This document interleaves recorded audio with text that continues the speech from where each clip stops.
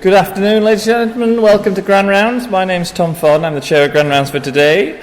Thanks very much all for coming. When I know you could be back in your offices glued to the Tour de France. I'm just trying to load up the standings in today's stages because I know you'll be desperate to know what's going on. I'll give you an update at the end. But they have had to stop the stage early because the winds on the top of Mont Ventoux were so high people couldn't stand up. Never mind cycle up it. But today there's more going on than just the Tour de France, hard as that is to believe. And Grand Rounds continues, and I'm very pleased that we've got Professor Bruce Guthrie who's going to come and speak to us about 4 trials and 600 Scottish general practices. But before we let him loose on you, I have a few parish notices. More than 20 girls from the Jackie Wood Cancer Centre took part in a recent Dundee Pretty Muddy event for Cancer UK, raising more than £3,000. It was a team effort combining PhD students, summer students, admin staff, academic staff, clinical consultant colleagues from NHS Tayside. Congratulations to all involved and well done on raising such a significant amount of money. The Scottish Psychiatry Summer School takes place between the 26th and 27th of August. It's aimed at medical students and foundation doctors considering a career in psychiatry. Places are limited and will be allocated on a first-come, first-served basis, priced at £15 per delegate. Book your ticket at www.buyat.dundee.ac.uk. And the National Hepatology Research Day will take place on August 17th in the Dalhousie building here on main campus.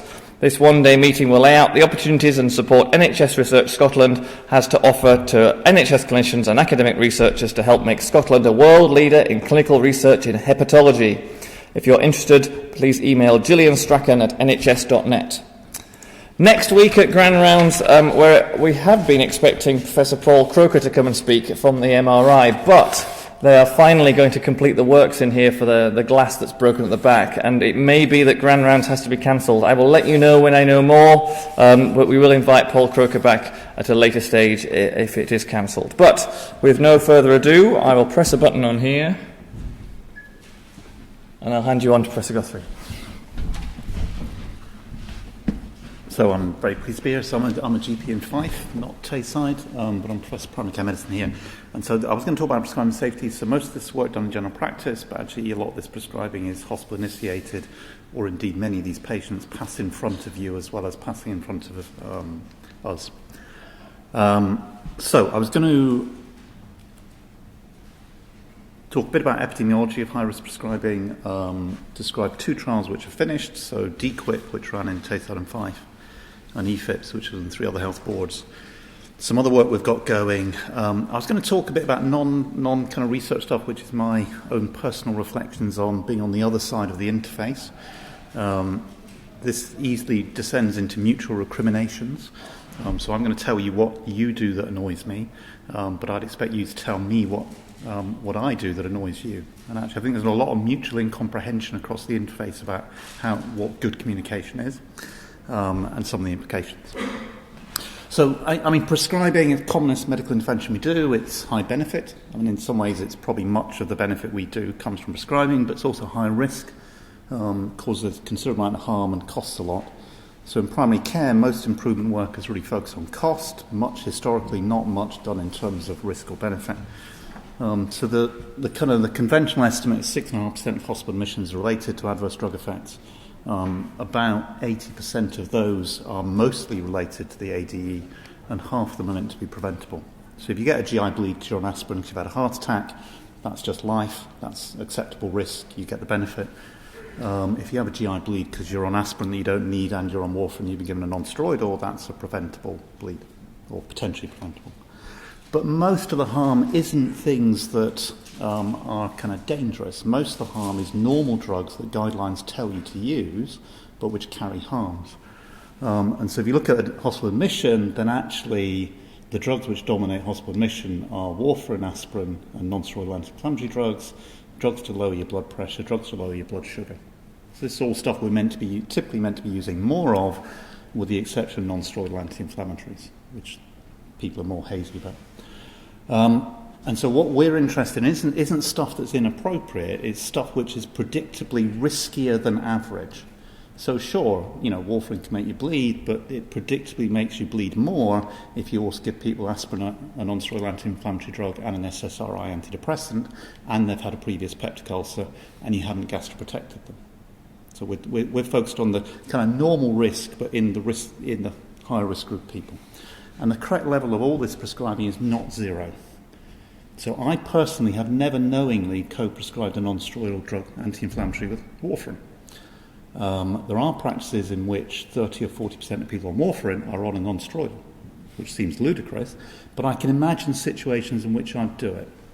If you have, rip-roaring inflammatory arthritis, the only thing that makes you function is the anti-inflammatory drug, and you have a DVT, what do? You've got 6 weeks of either being safe, you don't use the NSAID, but non-functional, or you do both, gastroprotect them and cross your fingers. So a lot of this is ambiguous. It needs a judgment, but this is not 0. This is not prescribing. It should be 0. We've measured primary care risk prescribing. This is data from about a third of Scottish general practices. This is 15 indicators, and if you adjust for all the things that drive high risk prescribing, like polypharmacy and age, and you then look at practice variations. So each of these dots is a practice. There's a confidence interval around it. That's the average. Then you get a roughly 4-fold variation in high-risk prescribing on those 15 indicators.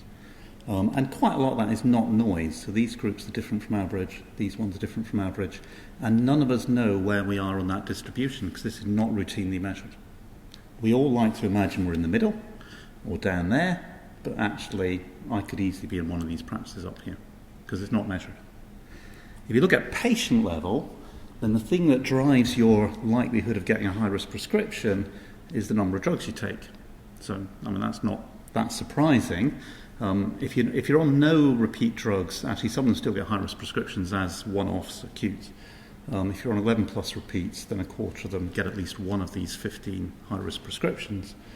That's not wrong. Sicker people have more need for drugs, but therefore they end up on drugs which are also potentially harmful. And at patient level, that's really what drives whether or not you get a high-risk prescription. So older people get more high-risk prescriptions, but once you adjust for numbers of drugs, age rather drops out of it. Old people are more likely to be harmed if they get a high-risk prescription. So, but just in terms of whether or not you get one, polypharmacy is what matters. So this is data for Tayside. This is community dispensed prescribing data from Tayside, and it's just counting the number of drug classes that people have had in the last 84 days. It doesn't include dressings, devices, creams and whatnot. So this is active drugs. It includes some eye drops, but not all of them. And it's counting by age. So these are 20 to 24-year-olds. These are 80 plus. Are you, in the last 84 days, have you had no drug classes dispensed? 1, 2, 3, 4. Change of colour, 5, 6, 7, 8, 9. Change of colour, 10, 11, 12, 13, 14. And down there is 15. So this doesn't mean to say you're on these number of drugs on the day, because it includes antibiotics and analgesics that you might take less often. But of course, they have important drug interactions, antibiotics in particular. So when I was young, if you were admitted to the geriatric ward at the London Hospital and you were on 3 or more drugs, they stopped every one of them because they must be poisoning you. But normally, that's the polypharmacy boundary, 5 or more. So this is 1995. If you jump forward 15 years, it looks like that. And so at every age, people are taking more drugs. And if 5 or more is now polypharmacy, well, that's 2/3 of the oldest old. It's over half of over 65s. Because of that, people now often say, well, polypharmacy must be 10 or more, because obviously that's ludicrous that that's polypharmacy. But even 10 or more, about 1 in 4 older people have 10 or more exposure to 10 or more drugs in the last 84 days, and you get this group of people down here on 15 or more. And a lot of this is driven by preventive drugs. And it reflects we've got more drugs available, that's a good thing, which are known to be effective, but the evidence for effectiveness all comes from here, younger, fitter, single, morbid people, but the people who get all the drugs are down here. And so the risk down here is almost certainly higher than the risk up there. Is this risky? Polypharmacy is not wrong. Polypharmacy is right when it's right, but it's potentially problematic. If you look at, so this is now counting within those drugs, if you have a drug pair, do you have a black dot a BNF black dot interaction? That's an interaction which has a potentially serious consequence. It may not be a common interaction, but it's a potentially serious one. And so this is 1995 again. So again, same age groups. So that's none, 1 black dot interaction, 2, and then 3, 4, 5. And again, if you jump forward 15 years, it looks like that. So this isn't harm. Most of these interactions are not harming anybody, but it's a measure of risk, and almost certainly harm goes along with this. If you kind of look at, so looking at something a bit more specific, so this is people on warfarin who are prescribed drugs which are predictably harmful, not necessarily wrong, but particularly harmful. So have you had a non-steroidal, are you on an antiplatelet drug? Do you take an antibiotic which is very likely to interfere with your INR? So most of them aren't, but some of them are, or an oral nasal antifungal. So 1995, 16% of people on warfarin get one of these drugs in the last 84 days. In 2010, it's only 11%.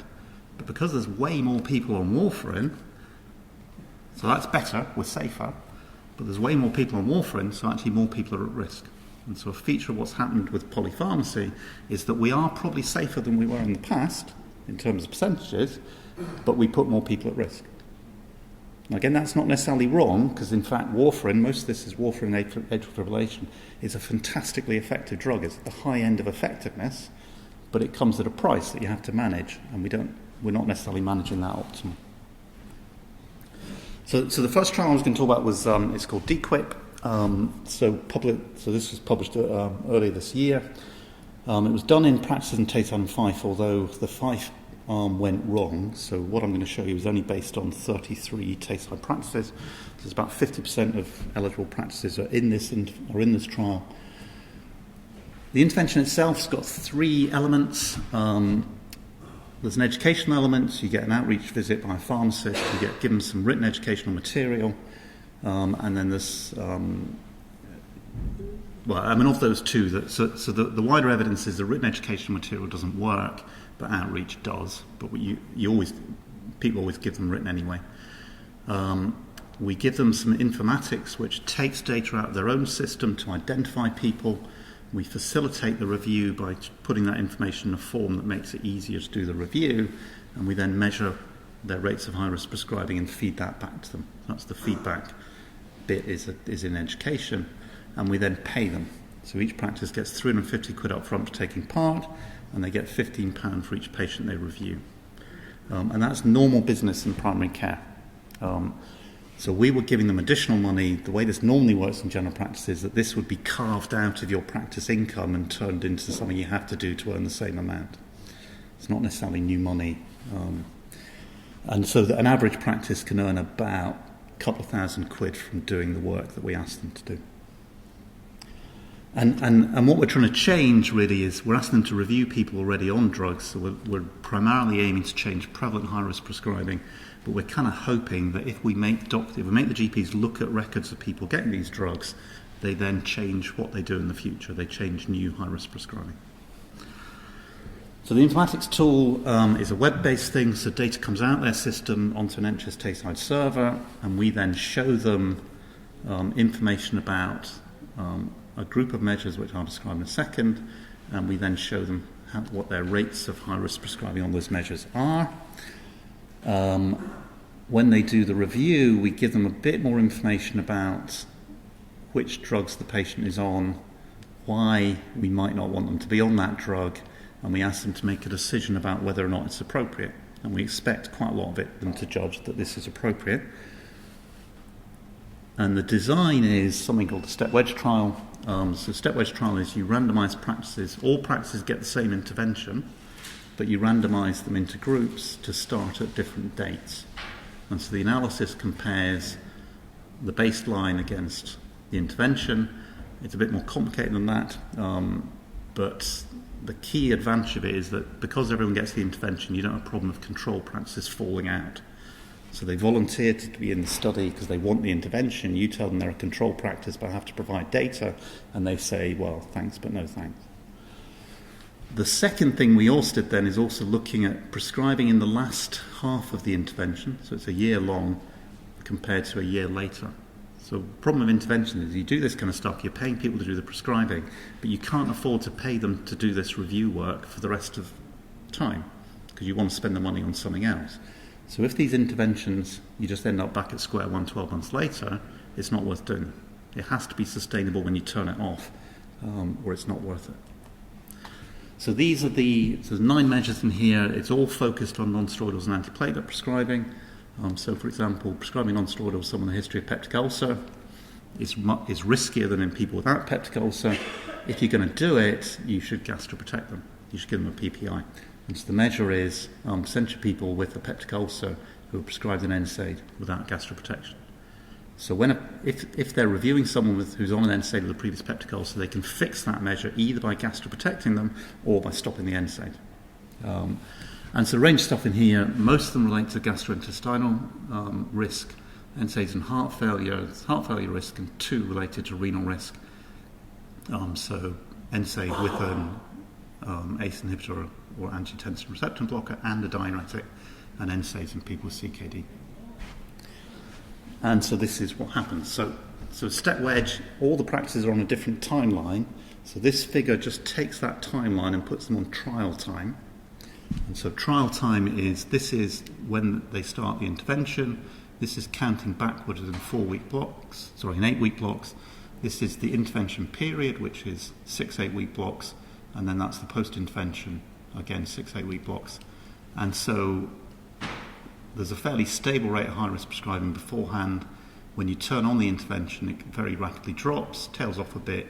You turn off the intervention, and there is a sustained effect. If you turn that into odds ratios, then there's about a 37% reduction in high-risk prescribing as a composite. Slightly bigger for prevalent high-risk prescribing, the patients they're reviewing. Slightly smaller for incident, but they did change their future practice. And actually, if you can't make these interventions change future practice, they're probably, they may be worth doing, but it's future practice which matters. It's stopping initiation is what makes it sustainable.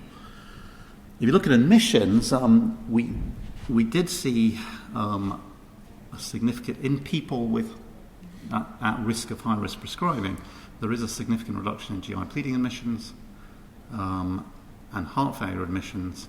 There is a reduction in acute kidney injury admissions, although it's not statistically significant. But we then also looked at whether there were reductions in other admissions, because the study's not powered to look at these things.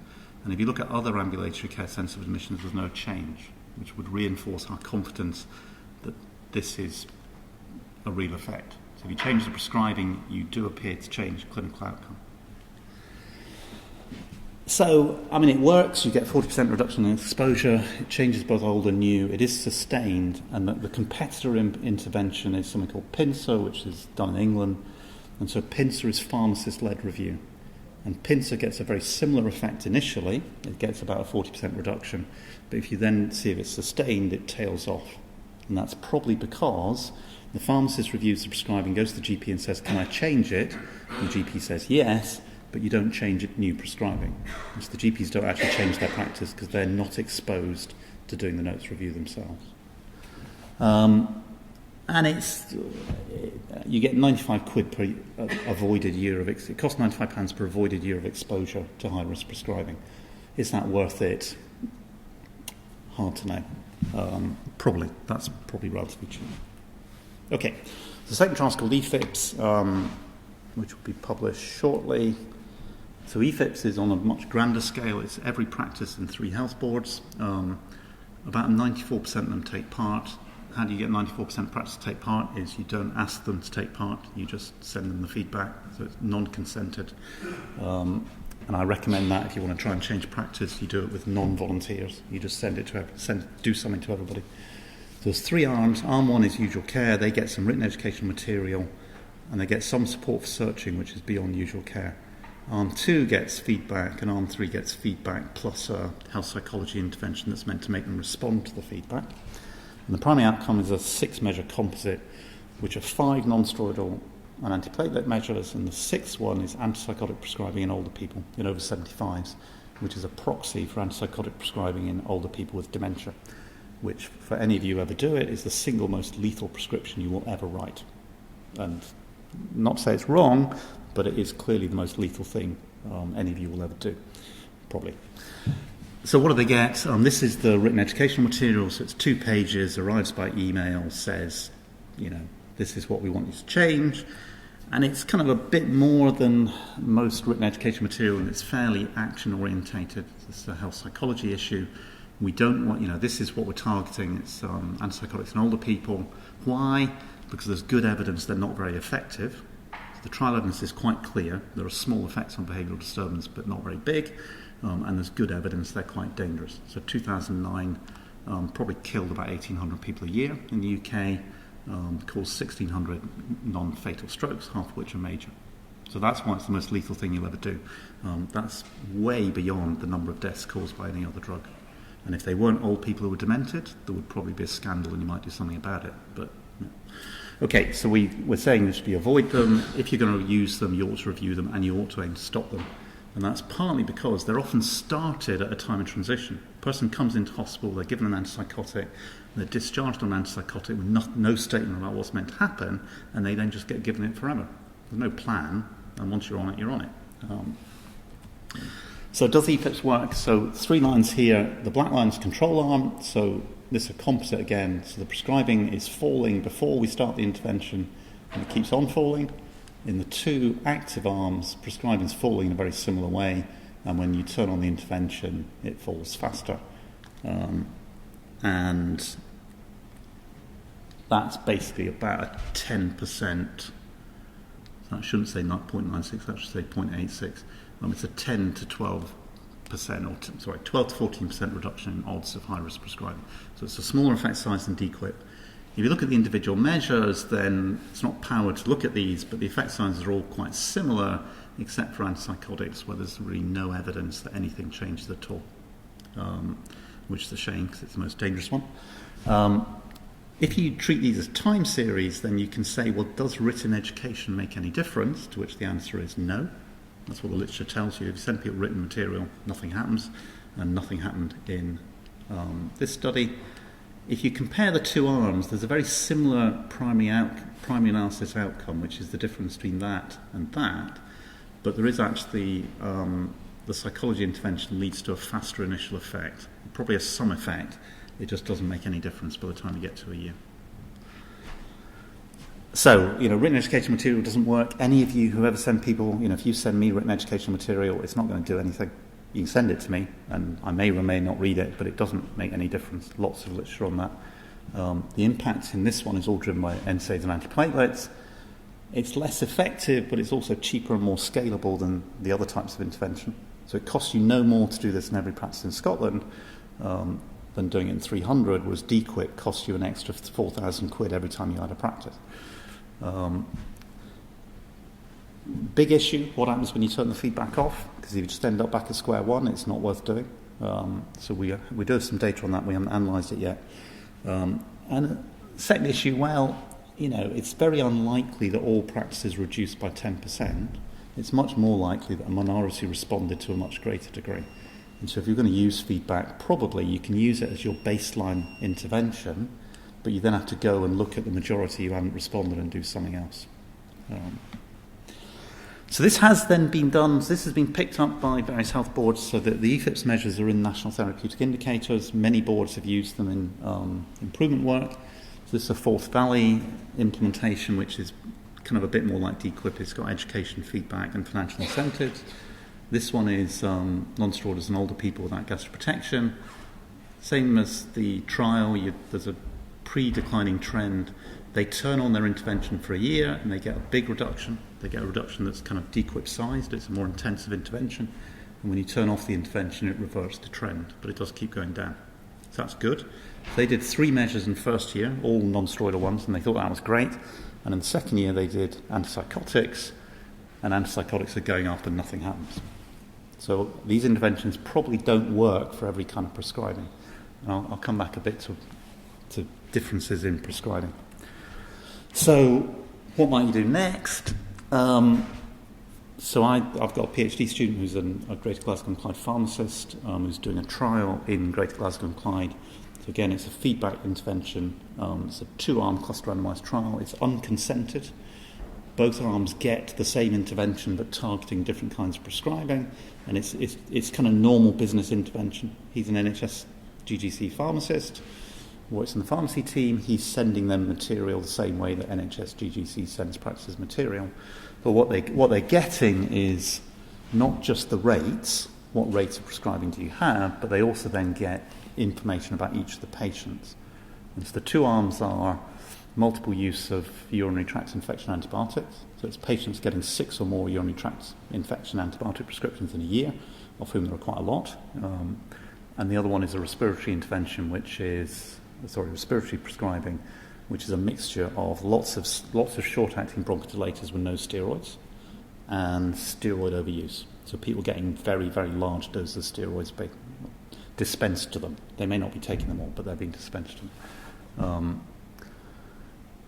The second kind of level stuff, I mean, what we've done so far has all been at the easy end of life.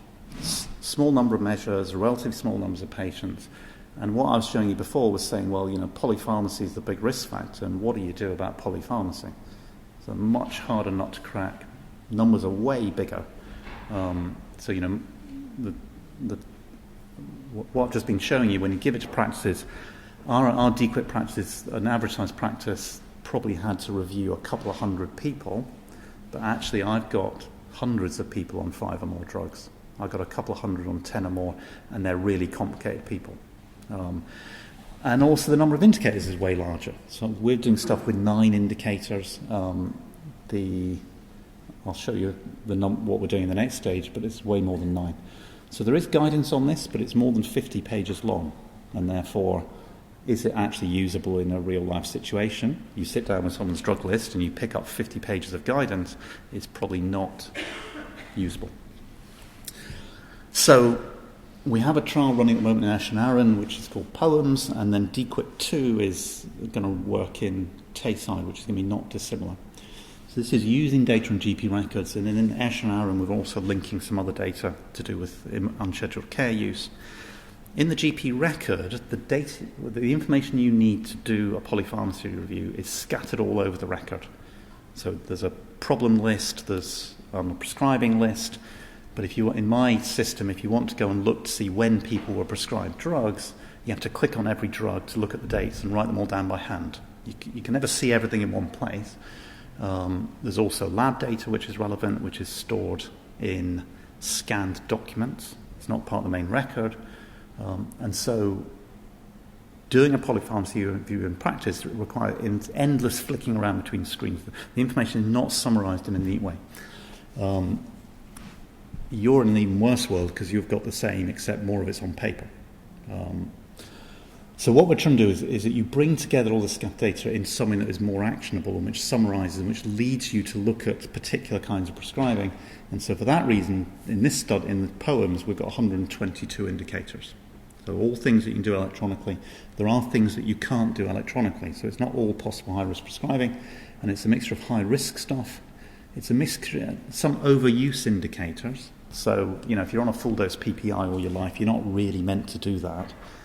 Is it risky? Well, historically, people probably said not. There's more evidence that actually PPI use is risky and therefore possibly shouldn't be done. There's underuse indicators, so people with polypharmacy are both on things that they probably shouldn't be on, but they're also often missing things they should be on because no one can bear to add the 18th drug. And so underuse is quite important, and and then some monitoring indicators. So this is what it looks like. For those of you who ever do a polypharmacy review, you ought to go and look at the Scottish Guidance. The Scottish Guidance is a 7-step process, which is that you're meant to decide what are the goals of drug therapy. And I'll come back to that. That's probably the most important one. In other words, what are you actually trying to achieve in this person? You need to... I can't read it. Which drugs are essential? You're not going to stop the steroids of someone with Addison's disease. It doesn't matter whether you think they're giving them side effects. You're never going to stop them. Does the patient... Are they taking anything that's unnecessary? Are you achieving what you're trying to achieve? So if you're trying to treat a symptom, are you actually treating that symptom adequately? Is the patient able to do stuff? Is the high-risk drugs? And is there anything cheaper? Okay, so cheapness, cost isn't meant to be the main thing.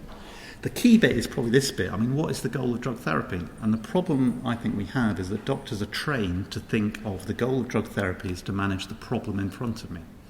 And when you think about it in a problem-by-problem point of view, as you get older and frailer and sicker, those problems may not be the problem.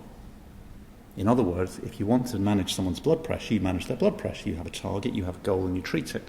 But actually, if you're dying of something else, the goal of therapy is not to manage blood pressure. Blood pressure becomes irrelevant if you have disseminated lung cancer. But most people with disseminated lung cancer don't stop their antihypertensives until a couple of weeks before they die, even though their benefit in 6 months of dying with disseminated lung cancer has to be virtually none. Is your goal, are you attempting to prolong life, all those preventive drugs? Are you attempting to control symptoms? Because if you are, you might stop some of the preventive stuff and do more on symptoms. What is the person's goal? So actually, some people with disseminated lung cancer want to take their antihypertensive because the thing they really fear is stroke, and they've been told that that's to stop them having a stroke. And they're so focused on not having a stroke or minimising their risk of stroke, they wish to take their antihypertensives to the bitter end, even though their absolute benefit must be quite small. And that's fine. It's the patient's choice. So the second bit is then just summarising some of the data. So, I think you can see GP data in Portal now. So you may be kind of familiar with some of this. I don't know what it looks like in Clinical Portal. But, we all have a problem list, which is a slightly random group of codes which have been put in and which is rarely complete, as you probably notice. There's a pile of lab data which is relevant and other measurements. So what's their blood pressure, what's their weight, what's their haemoglobin, what's their HbA1c. This is the Ash and Aaron data. So this shows you recent hospital admissions, recent A&E admissions, and recent unscheduled care. And as an example, this man has spent about a third of the last year in hospital with COPD. So there's two issues there. One is, does he need his COPD better managing, which he might well do, or is he just dying? In which case, if he's dying of COPD, he's not going to live long enough to benefit from tight glycemic control. Because to benefit from tight glycemic control, you have to live 10 years, more or less. It's not very effective. On the other hand, warfarin for AF operates over a year. You get quite big effect sizes over a year, and so that's probably not relevant. But we're trying to make people think, well, what are we actually trying to achieve? If this man is just dying of COPD, we should be trying to make him symptomatically better. We're not trying to make him live longer, because he's not going to, because he's going to die of COPD. So you then get a page which is about the 122 indicators. So this person triggers a bunch of indicators which are high-risk prescribing. They don't trigger any underuse indicators, but they do trigger some monitoring indicators as well. Do these matter? Well, it depends on the patient. So most in this case, most of these ones relate to sedative load. Lots of sedative drugs, lots of anticholinergic drugs, and there's also a constipation issue, which I'll come back to. So that's the indicators we want them to go and look at. When you're faced with a drug list like this, it's very hard to know where to start. So we want them to start with those 122 indicators. And this drug list is organised so that drugs with overlapping side effects are together. So this person's on 2 anticholinergics, and they've recently had loperamide, which is also anticholinergic. Loperamide probably doesn't matter, but if you're already on amitriptyline and chlorphenamine, actually it might matter quite a lot. That might be enough to make you confused enough to put you in hospital. They're on 4 sedative drugs plus their loperamide. They're on a lot of constipating drugs, and they're taking laxatives for them. So constipation is a comedy outcome. No one really cares, but it's just constipation. But actually, it's one of the big things that affects quality of life in old people. And so you might seriously ask yourself as to whether these drugs, which are constipating, are worth any quality of life disbenefit this person gets from constipation. And we don't ask about constipation because we think it's a comedy outcome, but it's not. If you're old and constipated, it's very clearly affects your quality of life in a big way. So that's what we're trying to do, and so this is going to happen in the NHS Tayside one way or another using GP data. Probably going to start off being used in primary care, but there is no intrinsic reason why you couldn't use this kind of thing in secondary care as well, providing you got the GP data held centrally. Will it work? I've absolutely no idea. So this makes it much simpler to do a polypharmacy review, but it's still really, really complicated. And the really complicated bit, and the bit that people miss out, is that one. What actually are we trying to achieve here? Are we in palliative mode? Are we in treatment mode? If we're in treatment mode, we should be properly aggressively treating people. If we're in more palliative mode, and we're talking about symptomatic treatment, we ought to be stopping a whole bunch of preventive drugs with low impact. So hypoglycemics, really obvious, all the way, there's a spectrum to more effective drugs. So ACE inhibitors in severe heart failure, you're not going to stop them. They're very effective over a short time period. So one of the big problems of polypharmacy is kind of, well, who's in charge of all this? Who owns these drugs? So legally it's quite clear, you sign the prescription, it's your prescription. But who actually is responsible? Is it the person who starts it? So lots of these drugs are started in secondary care. I'm actually under orders, but I sign all the prescriptions. Although I should say my name is not on most of the prescriptions I sign because of the way that we run repeat prescribing systems. I sign it, but it's got someone else's name on it. It's very hard to say who owned that issue of the prescription. And that's because I don't read it when I sign it. On a Monday evening, I sit there with a pile of 200 scripts and I sign them. And I kind of look out for things which might make me put them aside, but I don't read repeat prescriptions because there's 200 of them every day. I can't do it. So is it the person who starts the drug? But the person who starts the drug may never see them again. So you start the antipsychotic in hospital, but you never see them again. The old age psychiatrist starts the antipsychotic in the community, but never sees them again. So is it the person who continues the drug? So I'm quite clear, actually, if I'm signing the script, it's up to me to stop them. But actually quite a lot of my colleagues say, well, I can't do that because I don't know enough about the decision to start.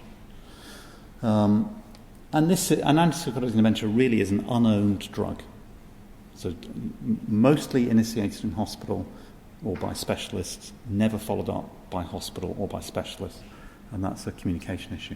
And so this issue about the interface is really major risk. The interface is where lots of things go wrong. And that's the interface both in terms of what we tell you, which is inadequate, and what you tell us, which is also not great. So you write to us all the time. Give yourself credit. You are always writing letters to us, but the letters are often a bit useless from my point of view. And I'll show you. I'll give you some examples of what I mean by that. But just in the spirit of mutual recrimination, we never write to you. Okay, it'd be very rare for you to get a letter from us except a referral. And I'm sure from your point of view, you write to me saying, do this. The patient comes back and I haven't done it. You have no idea why I haven't done it because I never write to you. Okay, I being GPs in general. So I sometimes write to specialists, but I often don't.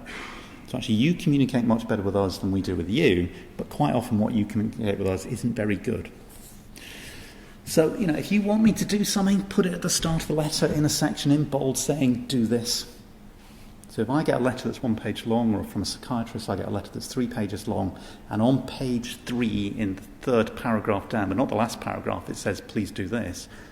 I sit down on a Monday morning, I have 40 to 50 documents to manage that day, and I will read them, but I can't spend more than a minute on any one document, and some of them need quite a lot of other stuff doing.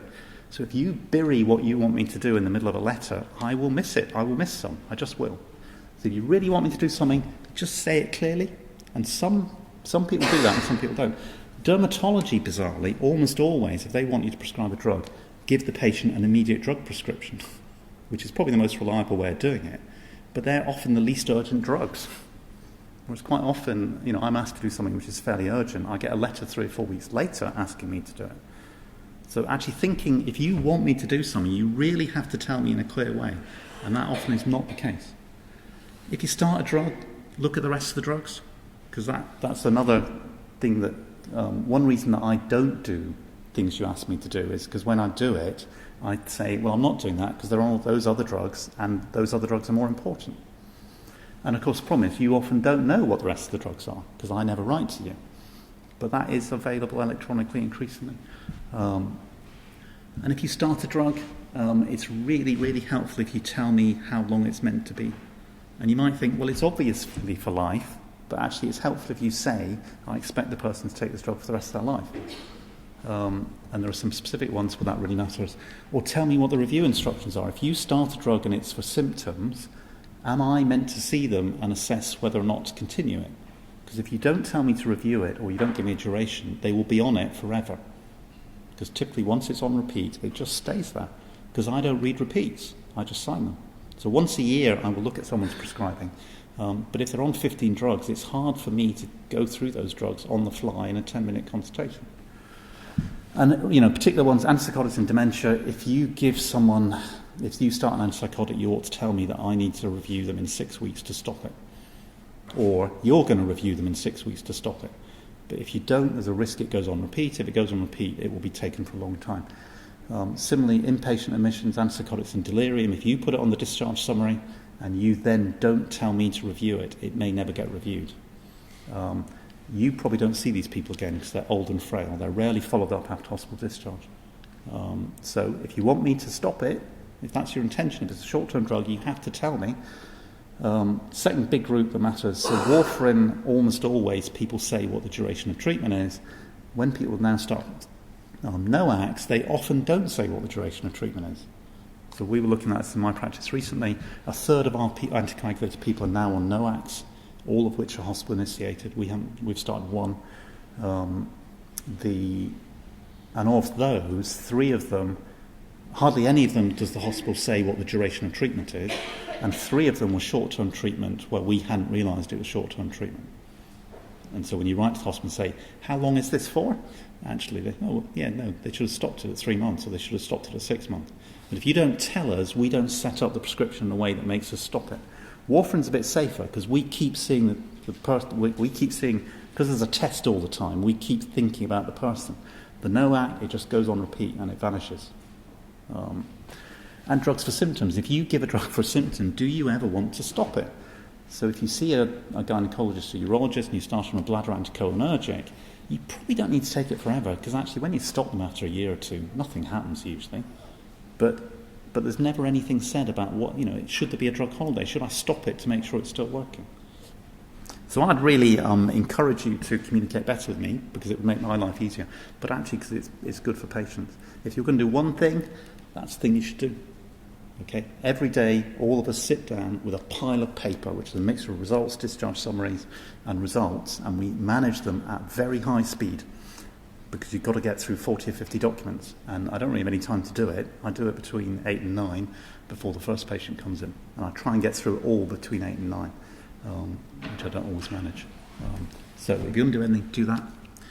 And of course, what do you want me to do? I have no idea. You will have a number of things where you routinely think, bloody GPs never do X, Y, Z. Well, but you don't tell us what to do. We have no idea what you do with the information we send you. And actually, one moral I take from it is, we ought to write to you more than we do. If we don't do something, or if we do something, or if we do something and something happens and we stop it, we ought to tell you that in some way. And I think that's got a bit better with email, because it's a bit easier to email people than it used to be. So, electronic data really does change how you do any of this, and in one day you will have electronic prescribing. Much of England has it now. Scotland eventually will get it. It's always a couple of years away, but in the end you will have it. And when you do have it, then all this is possible. It doesn't really. It's going to be hard though, because the electronic prescribing, you never quite know who's responsible. Is it the FY who writes the prescription, because their name will be on it, or is it the person who told them to write it, where you've no idea who that person was? Was it another FY? Was it a registrar? Was it a consultant?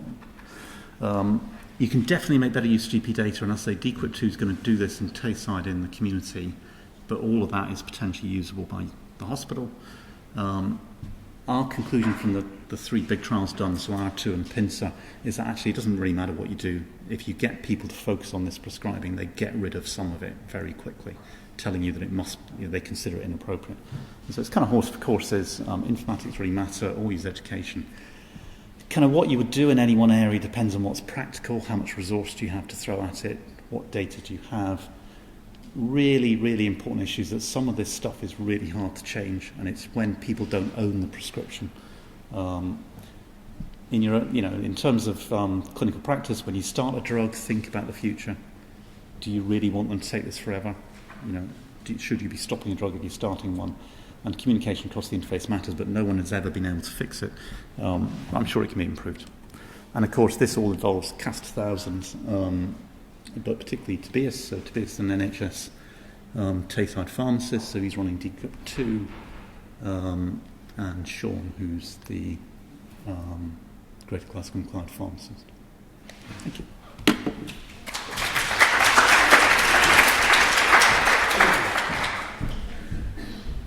Right, thanks very much. Very interesting. Quite frightening, isn't it, what the most lethal drug I've ever prescribed is. I'm not sure if you know me well enough to say that. Perhaps I'm being more lethal on a day-to-day basis. Has anyone got any questions they'd like to ask Bruce, or have they got any comments?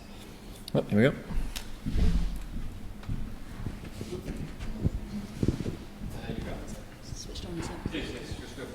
Hi, I'm Murag Martindale. I'm a GP in Blairgowrie.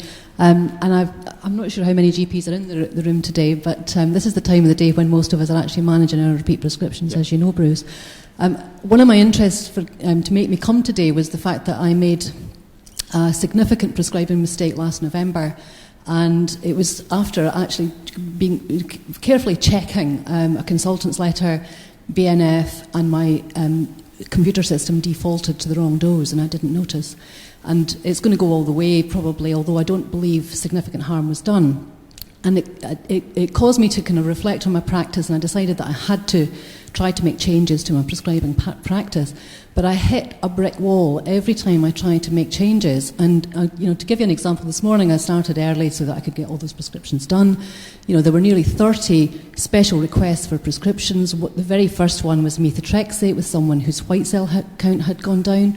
But in amongst it all were all these requests for, somebody doesn't like Ensure banana flavour, they want strawberry. Somebody doesn't like their moisturiser. And so there's all this, you can't see the wood for the trees. Yeah. But we really need, I was hoping to see somebody from pharmacy, actually. I don't know, is anybody from pharmacy?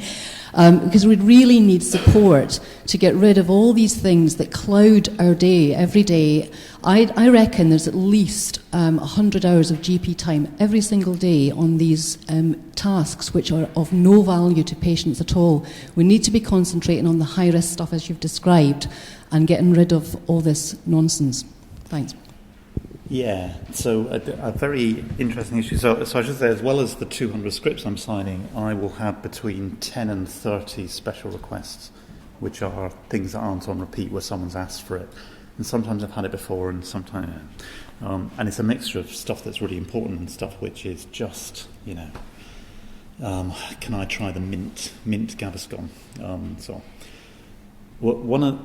So the high risk, the DQIP 2 work, the intention is that pharmacists will do the initial screen. And so they're going to do a lot of the high risk prescribing management. One of my challenges to pharmacists has always been, well, actually, if you really want to make my day better, you can do acute and repeat prescribing, and I'll do the high risk stuff, because that's the harder bit. And so I'm doing all this really pretty mechanical stuff quite badly, because I don't have time to do it. You could do that and you could do it better, and I will then have space to go and do the more complex thing. But of course pharmacists don't want to do that boring, tedious work either. So yeah, but I agree. If I ruled the world, that's what I would get pharmacists to do first, and then they can go and do the more complex stuff as well. And that's in the context. So my practice is 30% down on doctor time. We're now 50% down on nurse time as well. We don't have. You do it badly because there's just no space. Any other comments? Any comments about the communication issue? I think you're very brave coming to the Lion's Den to tell us we write crap letters.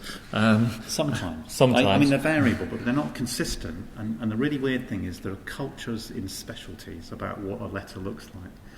So you might not realise that, but some specialties write letters in one way, some write them in other ways.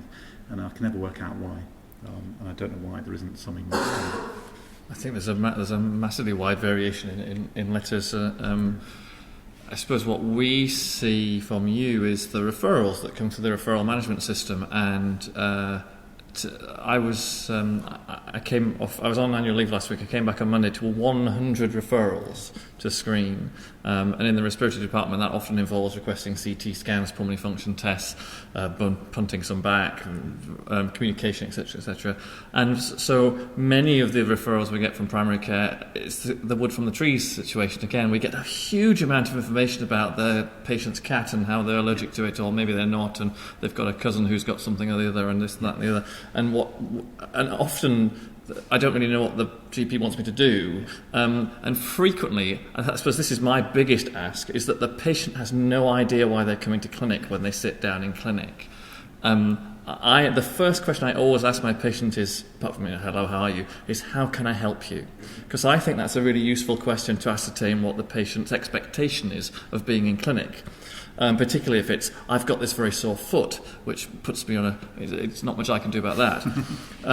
But the most common answer I get back is, I don't know, I just got an appointment, or my GP just sent me up. So if you want my feedback to you, it's when you write, no, not just you, but you are just the figurehead of all GPs in Scotland, tell me what you want me to do in clinic, and tell the patient as well, because that makes it a lot easier from the get-go. So I mean, the key is what action is wanted. So let me just reflect on that from a GP point of view. Sometimes I know if I tell you why I'm sending them, you'll just bounce the referral. You're suggesting sort of nefarious. Well, no, it's to do with. I mean, there are times where actually we all refer people just to get them off our back for a bit, and sometimes because there's a back of your, you're just not quite sure, and you can't see the wood for the trees and so on. But if I write that in a referral letter, you won't see them. You'll say it's not specific enough, it's not good enough, and so I know. I think we sometimes have a dance of death, but I think our letters are as crap as yours. We don't say in the beginning what's the action that we want you to take. Will you organise a CT scan on this person, or see them if not because blah. So I agree. Reason for referral assessment is a common one. I personally think we should be just far more honest about all this kind of stuff, that if you've got a difficult patient that just won't stop unless they've seen a specialist, then just tell me and I'll see them. I can't say I'm going to fix them, I'm going to make any difference. And if that's the outcome that's required is really wants to see a specialist, then I'm very happy to do that. But I accept. But not all your colleagues. I don't speak for everybody, absolutely. I think if we should... being married to a GP certainly helps in this regard, openness and honesty, and she tells me exactly what I think, so that's very helpful. Right, does anybody else have any questions or comments? Time is cracking on, so you all want to get back to your busy clinics, and Morag needs to get back to signing repeat prescriptions. Okay, I'll let you know if next week's happening or not. If it does happen, it's Professor Paul Croker from the MRI speaking about his research. Thank you very much for a very interesting talk from Professor Bruce Guthrie. And for those of you interested, there is a breakaway. It's about 65k to go. There's nobody important in the breakaway, Russell. It's okay.